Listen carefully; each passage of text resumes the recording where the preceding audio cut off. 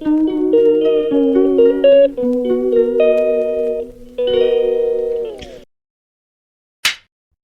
Everyone, welcome back to my new blog.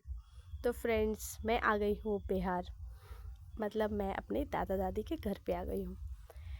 Actually मेरे भाई की शादी है। बहुत पहले मैंने अपने ब्लॉग में ज़िक्र किया था, बट शायद आप मैं दोबारा से बता रही हूँ। तो मैं आ गई हूँ अपने मायके। मायके मेरा सिवान होता है, लेकिन हम लोग ये शादी अपने घर से कर रहे हैं, मतलब दादा दादी के यहाँ से, अपने गाँव से। तो यहाँ हम लोग आ गए हैं गाँव, और ये है हमारा प्यारा सा घर, जिस घर में हम लोग बचपन में पले बड़े। और बहुत सालों के बाद मैं आई हूँ यहाँ पे। घर में अभी पेंटिंग का काम चल रहा है, साथ ही साफ़ सफाई भी चल रही है। यहाँ देख सकते हैं कितने कबाड़े लगे हैं। सालों से ये घर बंद था, जिसकी वजह से बहुत सारे कबाड़े निकले हैं। वहाँ हमारे पापा बैठे हैं चेयर पे, कबाड़ी वाला आया है ये ई रिक्शा लेकर के। तो यहाँ पे पापा ये सब हटा रहे हैं, क्योंकि शादी का घर है, जगह की कमी तो कितना भी रहता ही है, चाहे जितना भी बड़ा घर हो। और ये हमारे घर के सामने एक छोटा सा नदी है, जिसे यहाँ गांव में पोखरा या पोखरी कहते हैं। यहाँ आप देख सकते हैं एक छोटा सा टूटा हुआ कल है। बहुत पहले यहाँ एक कल हुआ करता था। तो इस यहाँ का कुछ इस तरीके का नज़ारा है। बच्चे हमारे एंजॉय कर रहे हैं, ई रिक्शा में बैठे हुए हैं। और ये लोग कह रहे हैं यहाँ कबाड़ी यहाँ ऐसे आता है लेने। तो यहाँ पे बेटा है मेरा, और फिर मैं आ गई अंदर। अंदर आई तो यहाँ पर मुझे और मेरी बहन को, सबको बहुत मन कर रहा था चावल के आटे में भर के जो आलू के पराठे बनते हैं, मतलब मोटी मोटी बनती है, वो खाने का। तो हम लोग यहाँ पे आ गए हैं गांव पे। तो हम लोगों ने किसी से कहा था, तो यहाँ पे चावल का आटा पीस के मंगाया, और यहाँ पर बन रहा है आलू भर के चावल के आटे का पराठा। ये देखें। लेकिन इस आटे को गूंदना इतना आसान नहीं है, मुझे तो बिल्कुल भी नहीं आता है। तो यहाँ पर हमारी एक दादी रहती हैं, उनको आता है, मैं दिखाती हूँ आपको। इसके साथ गुड़ वाली टमाटर की चटनी बहुत अच्छी लगती है, जो कि यहाँ बना हुआ है। यहाँ पराठे सीख रहे हैं, मेरी बहन बना रही हैं गर्मा गर्म पराठे।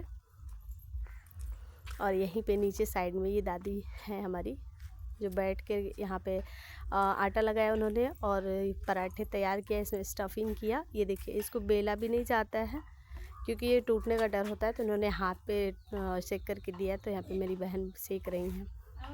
बहुत अच्छा लगा हमें ये खा करके, गर्मा गर्म टमाटर के साथ, चटनी के साथ। नेक्स्ट डे हम लोग आ गए हैं सरस्वती पूजा वाले दिन पे। गाइज, ये जो मेरा ब्लॉग है, ये मेरा 2-3 दिन का मिक्सअप ब्लॉग है, क्योंकि यहाँ पे काम इतना ज़्यादा है कि टाइम नहीं मिल पाता है कि मैं एडिट कर पाऊँ। सो मैंने 2-3 दिन का जोड़ करके मैंने एक ब्लॉग तैयार किया है।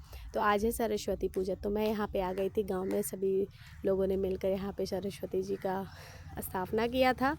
तो यहाँ पे मैं आ गई थी बच्चों को लेकर के, थोड़ा दर्शन भी कर लूँगी और साथ ही बच्चों को आशीर्वाद भी दिला दूँगी। तो यहाँ पे मैं आ गई हूँ, ये मेरी मम्मी है। और फिर हम लोग वहाँ से दर्शन किए, फिर घर आए, प्रसाद लिए, घर आके नाश्ता किए, फिर अब थोड़ी और काम में चले जाते हैं। तो यहाँ पे हम लोगों ने खोला अपने सारे जो भी कपड़े थे, जो मम्मी ने शॉप तो यहाँ पे मम्मी ने जो भी ख़रीदारी करी थी, सारी ख़रीदारी उन्होंने कर ली थी। लेकिन सबको कैसे ऑर्गेनाइज़ करना है, ये सब चीज़ों के लिए हम दोनों बेटियों का इंतज़ार कर रही थी। तो हम लोग यहाँ पे आ गए हैं, मैं, मेरी बहन, मेरी मम्मी। तो हम सब ने आज सारे ट्रॉली, बड़े बड़े बक्से खोल के जितनी भी नए कपड़े ख़रीदारी हुए थे, सबको ऑर्गेनाइज़ कर रहे थे। बाकी अपने होने वाली छोटी भाभी को जो भी देना है, उन सब चीज़ों को हम लोग डेकोरेट कर रहे थे, जो जिस तरीके से साड़ियाँ वगैरह पैकिंग करके डेकोरेट करके जाता है, वो सब।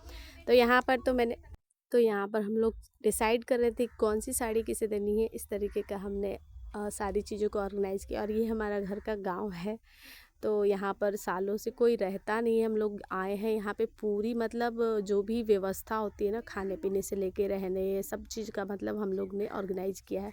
तो थोड़ा उथल पुथल है, तो इन सब चीज़ों को आप लोग इग्नोर कीजिएगा। और क्योंकि जब जिस घर में रहो ना, वहाँ पे सारी चीज़ें रहते हैं, तो अच्छा लगता है। फिर नेक्स्ट डे आ गया है हल्दी कूटने का जो विधि होता है, वो दिन।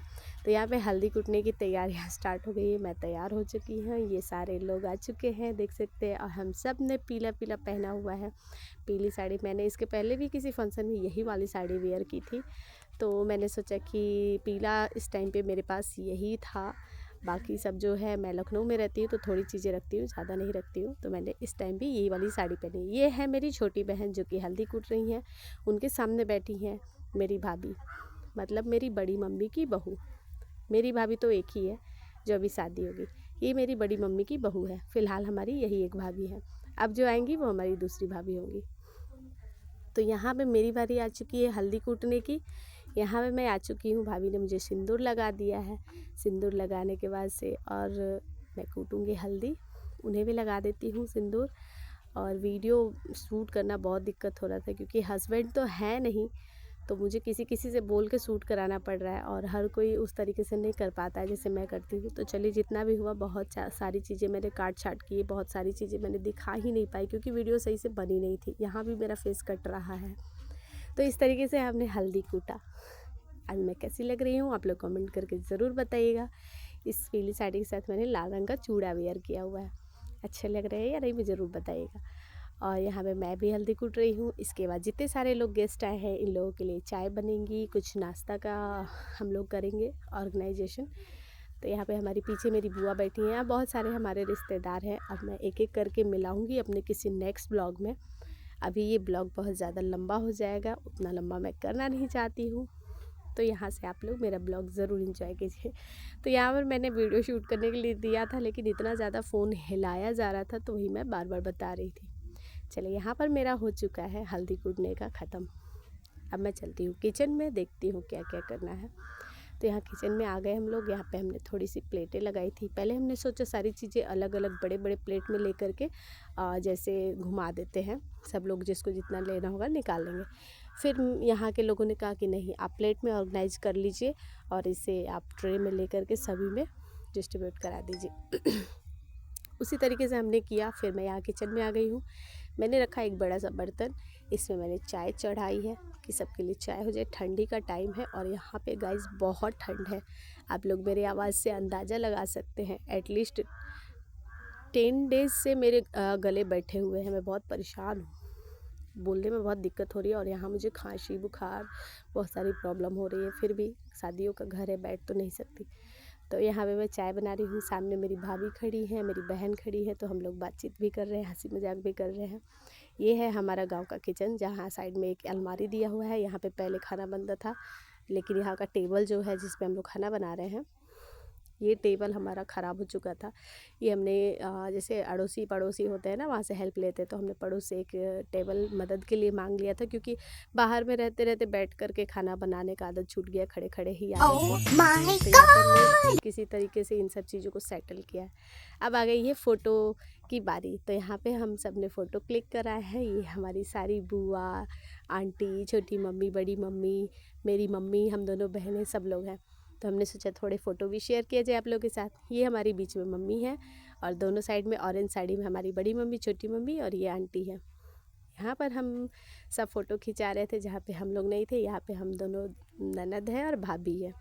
कैसा लगा हम लोगों का ये वीडियो? हमारे ये सारे लोग आ चुके हैं हमारी इस फ़ोटो में, और लास्ट में मैं और मेरी प्यारी सी बहना। 1000 मेरी प्यारी बहना।